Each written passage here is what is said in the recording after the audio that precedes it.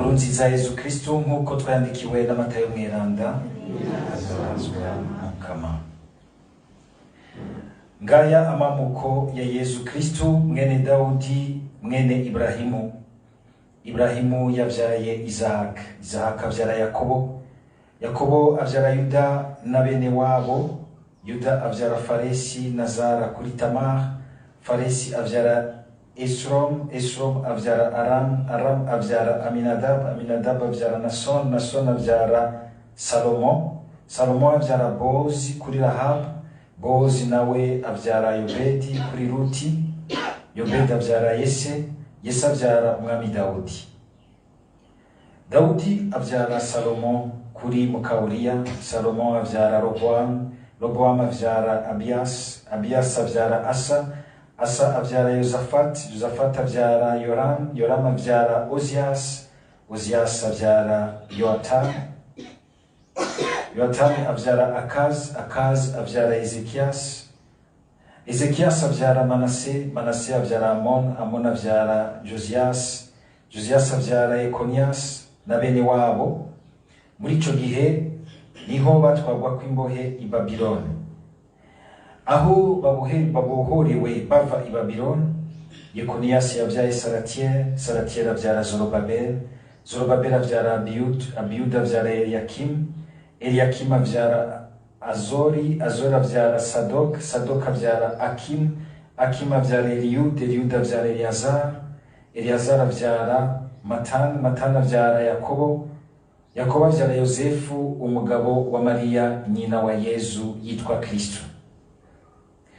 Maria nyina wiwe yari yasabwe na Yosefu, ariko imbere yuko babana yari yasanye inda ku bw'umutima mweranda. Uyo mugabo wiwe Yosefu yari umuntu w'ingingo kandi ntiyashaka kumwararaza, niko kwigisha inama yo kumuheba mu mpisho. Amaze kuvyiyumvira, intumwa y'Umukama iramubonekera mu ndoti imubwira iti, Yosefu mwene Daudi, ntutinye kubana na Maria umugore wawe. Iyo nda afise yamutse kuri mutima mweranda, azovyara umwana w'umuhungu, izina uzomwita ni Yezu, kuko ari we azokiza ibicumuro igihugu ciwe. Ivyo vyose vyabaye ngo ijambo ry'Umukama ryari ryavuzwe n'umuhanuzi ritahe ngo, umwigeme azosama inda ayivyaremwo umuhungu, bazomwita Emmanuel, no kuvuga Imana muri kumwe. Dushimagize iyi nkuru nziza ya Kristo.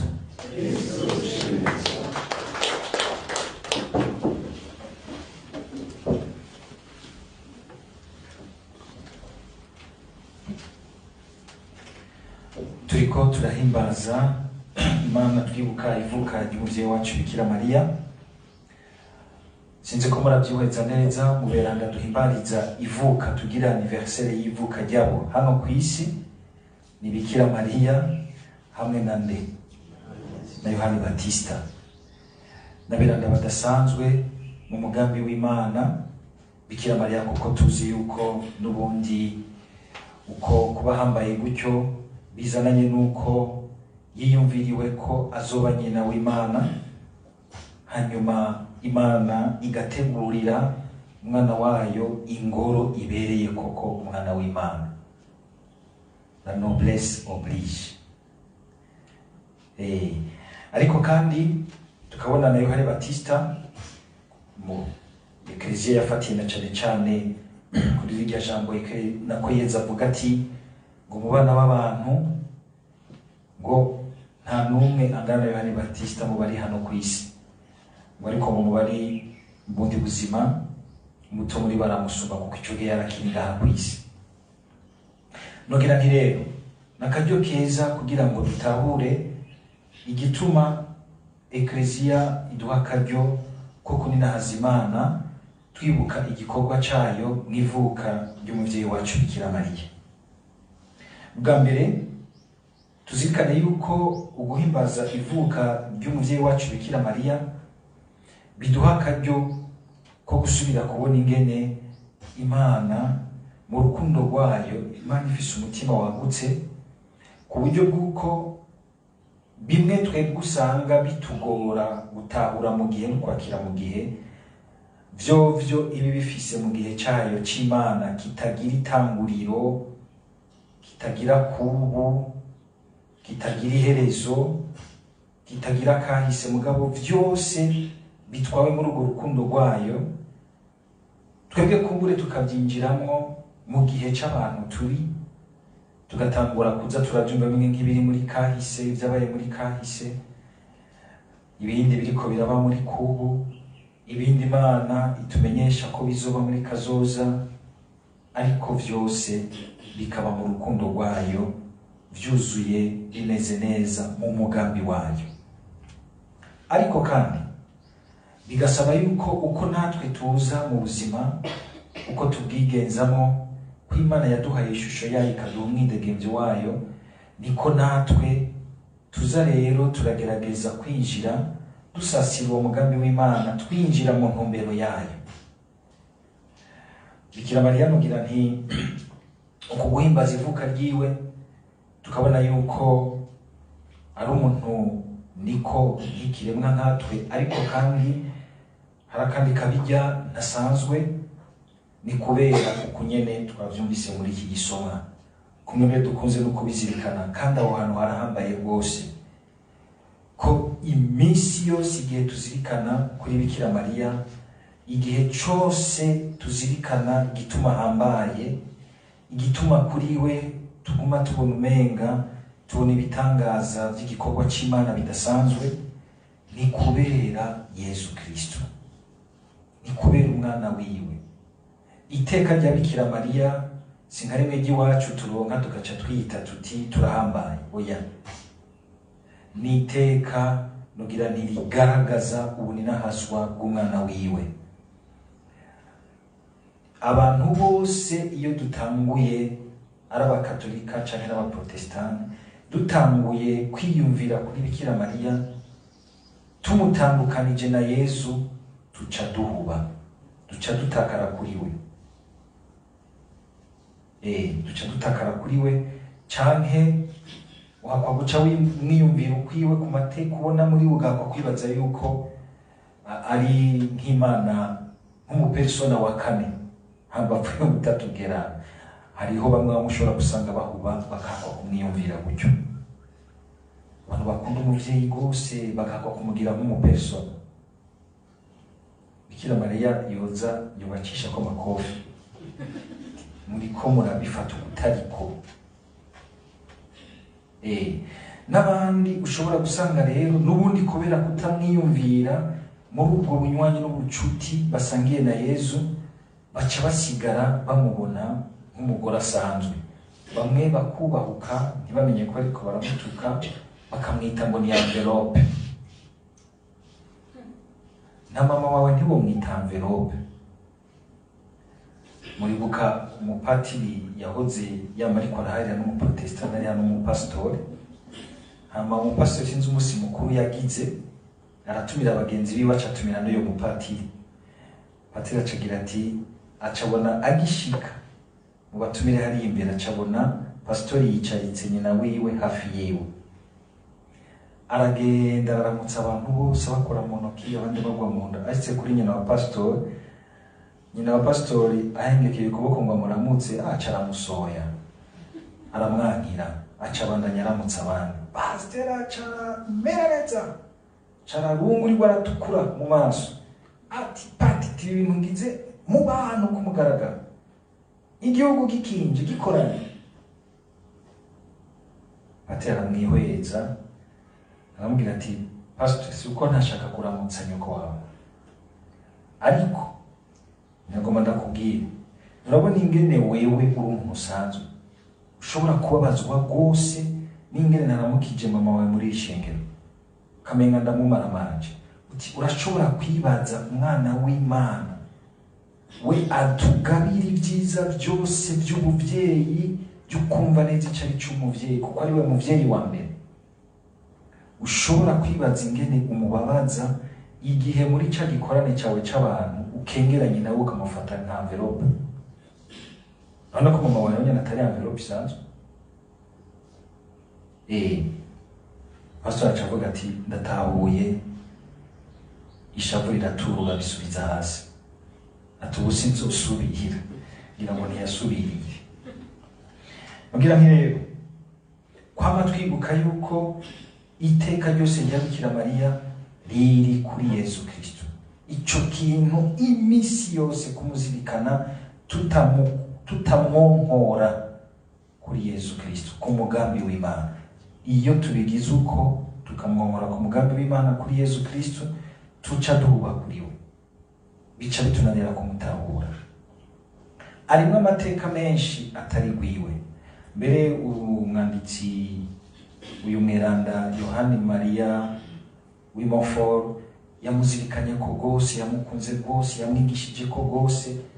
Niwagira ati byari bibereye yuko tubanza kumenyeshwa Yesu Kristo imbere yuko tuza kumenya nyina wiwe nawe amateka yiwe, kubera niho duca dutahura neza amateka yiwe ahava. Ariko kandi ati iyo tumumenya hakiri kare tutaramenya neza Yesu Kristo, ati byo tugoye ingene twakira Yesu Kristo, byo tugoye ingene twakira Yesu Kristo. None rero natwe aya majambo burya duhora tuvuga mu mwuka y'imisa uko bukeye ko bwije arahambaye, ngo kubwiwe hamwe nawe no muri we nyene. Iteka rya Bikira Mariya ryose nuko yamana na Kristo, yama muri we, kandi amateka yose yiwe ni kubwa Yesu Kristo. Abantu benshi uyu munsi nkuko twabizirikanye ubuheruka, twese dushaka kuba abantu bandikisha amateka. Suko twese dushaka ko tuvuga ngo twandikwa neza ku ma Facebook, kuri WhatsApp, bakadushira ku ma statut, ukaba umuntu avuga ngo umuntu akundwa na bose, umuntu mbere bose bavuga neza. Ibyo si byo bikomeye. Ese wowe iryo teka ryo kwama uri muri Kristo, kumwe nawe, hamwe nawe no muri wenyene, aho hantu haranditse iteka atari imwe isi iguha uyu munsi, ejo ikagutera ivyatsi, ikagutera ivyondo, ikaguhindukirira ukundi. Kandi ni iteka Imana iha uwari wese. Si rya teka ryo mu kibano kiza gusa nk'iguhaye ikibanza c'iteka kuko usanzwe urifise. Oya, si rya teka uyu munsi usanga umenga ikibano giha abantu batunze. Umunsi ubona umenga abantu bose batunze, umenga n'abantu b'abashinganahe, abantu b'amafaranga bose abashinganahe, si abantu b'ingingo. Yego barafise amafaranga mugabo ingingo ntawe uzi ko bayifise muri bo. Gasanga duhiteka abantu gusa bize byinshi, badukangisha amadiplome. Ni byiza, ariko urashobora kuyagira utari ingingo nziza, si bibi, ariko ivyo ni bitonya kumvaho iteka rikomeye aho rishingiye, kumva ko usangiye ubuzima n'Imana mu mugambi wayo muri Kristo, hamwe nawe no kubwiwe. Ariko ngira ntisiteka womenga ni nkarijya ry'ikibano riguha kuko uzusanga urifise, warusanga urifise kubera ibintu abiri ikibano gishira imbere. Ariko niteka Imana mbere yashimye guhera hariya ku muntu muto muto atanuwo turiha, mugabo Imana imubonye ikavuga iti iyaba mwari muzi ko mu bintu bimwe bimwe isi ihagaze ko uriya muntu arimo. Hariho abantu tuzotangara umunsi twashitse mw'ijuru, Imana itubwiye iti ujya muntu yarakomeye, ntimwamenye kumubona. Mwumvise ingene mu gisoma ca mbere ingene Imana ibivuga, wewe Betlehemu Efrata, wewe cuga mu miryango yose ya Yuda, ni wewe uzomvyarira uzogaba Isirayeli, ni wewe uzotwara ubuzima bw'Imana ubushikirize Isirayeli yose yindi miryango. Tugire Kristo. Murabona yuko iryo teka twese twaritewe, twaryugururiwe mw'ibatisimu. Iryo teka ryo kwakira Yezu muri twebwe tukamwibungenga kugira ngo ubuzima bwiwe tubusangire n'abandi. Ingene n'ubu mu kanya kandi haza uhava umwakira muri wewe. Uri umuntu muto, hari igihe kumbure tubimenyera, mugabo ugarutse ugasura ukabizikana ukiyumvira uti ubwo by'ukuri Imana niyubaho kikarenza kugira ngo ize kuba muri jewe n'icyo nzi ndi, aho mva umuntu ndi uko ngana, ariko Imana ikagira iti ndashima no guca no kuri wewe kugira ngo nzanire ubuzima bw'ubukiriro, ubuzima bunengesereye abantu bose bumva umenga ubuzima burabaherako buragabanutse canke buriko burabazimirana. Dusaba Umukama kugira ngo mwivuka ry'umuvyeyi wacu Bikira Mariya, nubwo twebwe tutoba twaravutse mu bintu by'ibitangaza by'Imana bihinyanyuye gose nk'uko Bikira Mariya mwivuka ryiwe Imana ikamutegura kugira ngo aza tuvyarire uwo atuma dusubira kuvuka gushasha, n'igihe twaba twaravutse biciye mu mayira agoye hano mw'isi. Muri uwo mwana yitwibarukiye twararonse indi vuka rishasha. Dusabe kugira ngo ivuka twaronse mw'ibatisimu rituvure, ridukize ivyo byose tuba twaravukanye bigoye gose. Byumvise twuko turaganira, arambwira ingene yavutse, kumva ko bibabaje gose, ariko turiko turaganira nkamubona ko ingene mu nyuma Imana yamushize ku kiganza. Ubona umuntu ashobora kuvuka kakavuka akantu k'akazingo. Narigeze kuja kuraba abana muri couveuse, uvuga ni vraiment umuntu ava kure. Hari abatamuse couveuse, barose couveuse yindi y'ibigoma byinshi babapfutse. Haragati gushikaho mama agomba kundondera uzomvyara kwibatisimu, bose bakana batakubwo ruzingo ninde yo ruvyara. Ariko harateba haraboneka umwe yagize ati ntawe uzi ico azovamo. Kuko ni ingabire y'Imana, aremera kumuvyara. Ise natwe twoza turaba abo bantu ahubwo bazi guhera urukundo rwabo aho nyene rukenewe, nitugume turi babakundukize nk'uko Imana iruhera muri Efrata umenga n'icubwa.